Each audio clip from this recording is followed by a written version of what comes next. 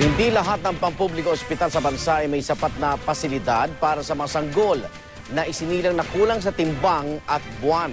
Ang solusyon ng ilan, mga magulang na nagsisilbing human incubator at kilala natin mga tinaguriang kangaroo mom sa Saksi Special Report.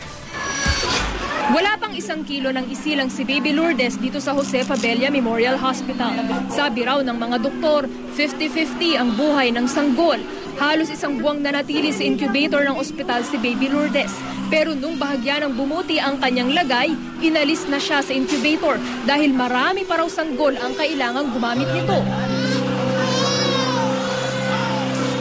Sa Fabella, halos 3 sa 10 isinisilang na sanggol ay kulang sa timbang, kaya agawan sila sa 6 na gumaganang incubator ng ospital.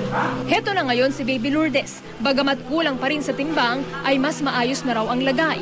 Salamat sa halos 1 buwang pagtsatsaga ni Chona bilang human incubator. Kangaroo moms ang tawag sa mga tulad ni Chona. Sa halip na ilagay sa incubator ang bata, mismong mga ina ang nagbibigay ng init para lumaki agad ang kanilang mga sanggol na kulang sa timbang.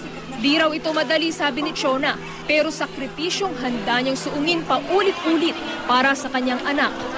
Kasi masakit din sa dito, sa likod, matutulog. Mahirap, kaso lang kailangan. Katulad ho ng isang bagong silang na kangaroo na unti-unting umaakyat po siya mula sa pagkapanganak, no, at hinahanap niya yung suso ng kanyang nanay na kangaroo, no. So parang ganoon ang konsepto kung saan ang isang baby, lalong-lalo na yung mga tinatawag na premature babies or preterm babies, ay nilalagay sa ibabaw ng dibdib ng nanay. Kasi sa incubator, init lang ang mabibigay niya. Sa human incubator na yung nanay ang magbibigay ng init, kasabay na rin nun magpapakain, mag-aalaga, hahawak sa bata, mas magiging mabilis yung paglaki nila. Ang konsepto ng Kangaroo Mother Care, iniluwal daw ng limitasyon sa pasilidad lalo na sa mga pampublikong ospital para sa mga premature baby. Sa Pilipinas, tinatayang 13 sa bawat 1,000 sanggol ang ipinapanganak na kulang sa buwan. At hindi naman lahat ng pampublikong ospital ay may neonatal intensive care unit. Sa Metro Manila, 4 lang ang meron nito, kabilang ang Fabella.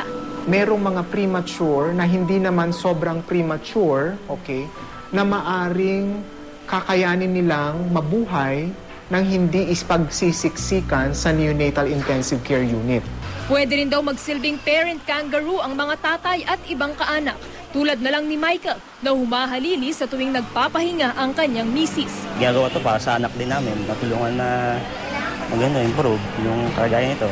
Ang Kangaroo Mother Care ay para sa lahat ng membro ng pamilya na may kakayahan na mag-alaga ng bata. Walang sakit sa balat, hindi contagious ang sakit. Sa mga ospital na siksikan at kulang sa pasilidad, sa haplos ng sariling magulang nakasalalay ang kalusugan ng bata. Haplos na di lamang nakapagpapagaling, kundi simbolo rin ng di matatawarang pagmamahal ng magulang para sa kanyang anak. Masaya po.